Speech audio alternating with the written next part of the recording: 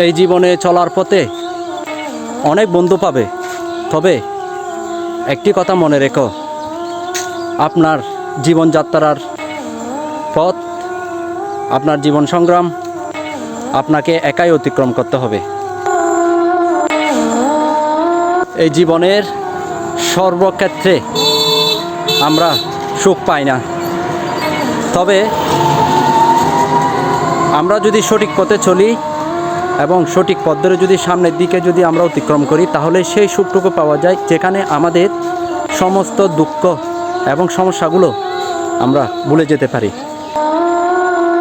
একবার যাত্রা শুরু করলে নতুন পথের সন্ধান তুমি ঠিকই পাবে।